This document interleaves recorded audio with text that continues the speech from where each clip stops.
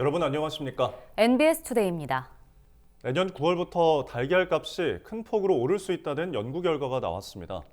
산란계 사용 면적 확대 정책이 내년 9월 시행됨에 따라 사용 마리수 감소의 영향으로 달걀 가격까지 상승할 수 있다는 예측인데요. 전문가들은 정책 적용의 충격을 완화하기 위한 지원 방안을 마련해야 한다고 제언했습니다. 이은영 기자가 전해드립니다. 산란계 사육 면적 확대 정책이 내년 9월부터 시행되면 달걀값이 최대 57% 상승할 수 있다는 연구 결과가 나왔습니다. 농촌진흥청 국립축산과학원 가금연구소는 최근 이 같은 내용이 담긴 보고서를 내놨습니다. 보고서는 내년 9월부터 전체 산란계 농가에 적용되는 사육 면적 확대의 결과를 예측하고 대응 방안을 마련하기 위해 제작됐습니다. 한국농촌경제연구원이 연구 용역을 맡았습니다.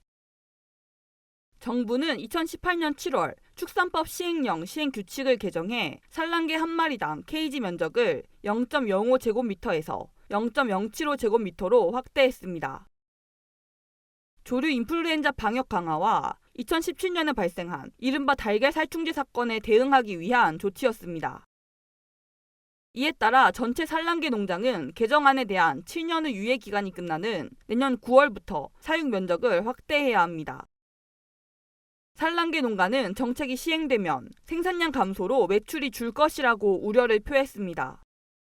들어가는 마리수가 적게 되면은 케이지는 한정이 되어 있고 지금도 그 계란 값이 그렇게 비싼 건 아니잖아요. 그랬을 때 농가들 부처들도 많은데 오히려 생산량이 감소되면은 더 힘들죠.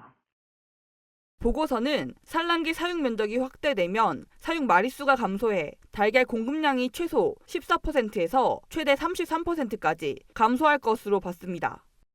이는 관계기관 합동회의 자료와 농가 설문조사, 사육 면적 변동치 단순 적용 등을 근거로 추산한 값입니다.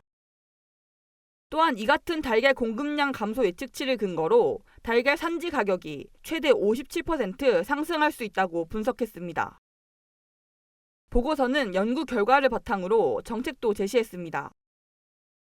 먼저 규정 시행 이후 발생할 수 있는 달걀 가격 상승에 대해선 소비자의 저항을 줄이기 위해 동물 복지 증진 등의 정책 목적을 홍보해야 한다고 제언했습니다.